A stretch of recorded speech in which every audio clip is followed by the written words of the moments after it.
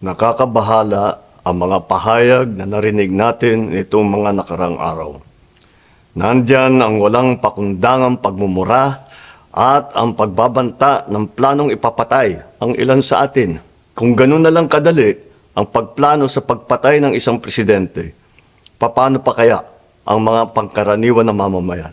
Yang ganyang kriminal na pagtatangka ay hindi dapat pinapalampas. Yan ay aking papalagan. As a democratic country, we need to uphold the rule of law. Ako, bilang pinuno ng Executive Department at lahat ng mga nanunungkulan sa pamahalaan ay may sinumpaang tungkulin na tutupdin at pangangalagaan ang konstitusyon at ang ating mga batas. Kaya hindi tama ang pagpigil sa mga halal ng bayan sa paghahanap ng katotohanan. Hindi na sanang hahantong sa ganitong drama kung sasakodin lamang ang mga lehitimong katanungan sa Senado at sa House of Representatives. Ang katotohanan ay hindi dapat itokhang. Tapos na sana ang usapang ito kung tutuparin lamang ang sinumpaang panata na bilang lingkod bayan ay magsabi ng totoo at hindi hahadlangan. Imbis na diretsahang sagot, nililihis pa sa kwentong chicheria. Hangad ko na matuldukan na itong mga pangyayaring ito sa parang matiwasay at magdadala sa atin sa katotohanan. 12 taon din ako nanungkulan sa magkaparehong kamara ng Kongreso. Batid ko ang kapangyarihan iginawad sa kanila ng taong bayan at ng ating konstitusyon. Dahil dito, iginagalang ko ang kanilang gawain bilang isang independenteng sangay ng ating republika. Kahit ang buong executive branch, lahat ng mga ahensya ay hindi nakakaligtas at parating sumasailalim sa kanilang masusing pagsusuri. Bilang isang bansa, marami tayong mga paghamon na dapat harapin at mga suliraning dapat bigyan ng lunas. Sa kabila ng mga pambabatikos, nakatuon ang aking pansin sa pamamahala. Ngunit, hindi natin ikokompromiso ang rule of law. Kailangan manaig ang batas sa anumang sitwasyon, sino man ang tamaan. Kaya hindi ko hahayaan magtagumpay ang hangarin ng iba na hatakin ang buong bansa sa burak ng politika. Igalang natin ang proseso. Tuparin natin ang batas. Alalahanin natin ang mandato na pinagkatiwala sa atin ng milyon-milyon na Pilipino. Magtrabaho po tayo sa ikauunlad ng Republika ng Pilipinas at para matamo ang bagong Pilipinas. Good afternoon. The Supreme Court en banc during its session today, October 29, 2024, acted on the following matters. The court consolidated the petition filed by One Sambayan Coalition et al. With the cases of Pimentel et al. Versus House of Representatives and Bayan Muna Chairman Nery Colmenares et al. Versus President Ferdinand Romualdez Marcos.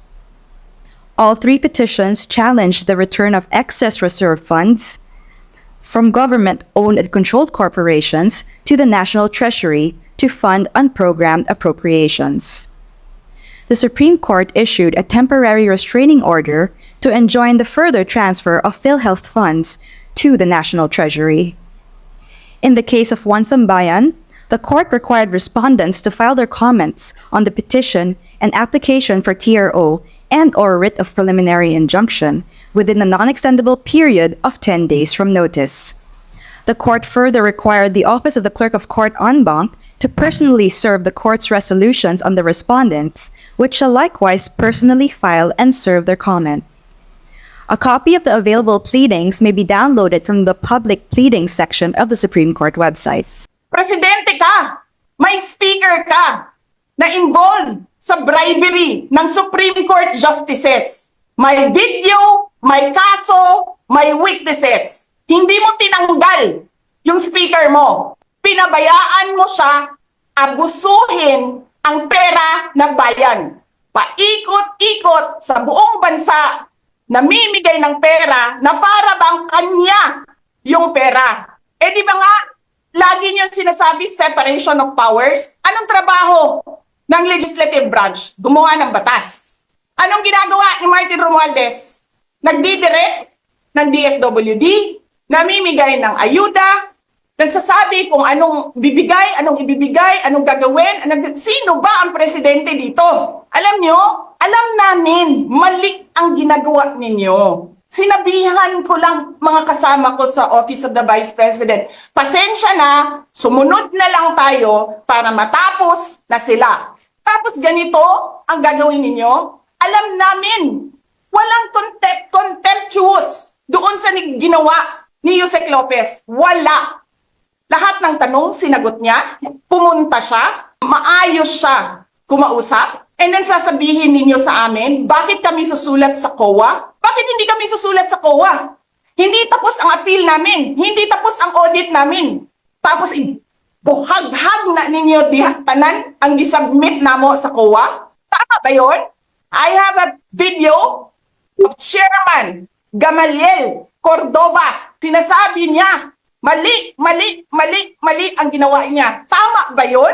Ikaw ba ang auditor? Ikaw ang appeals. Wala pa kaming audit? Sasabihin mo na mali kami? Hindi pa kayo nakakita ng kalaban na tulad ko.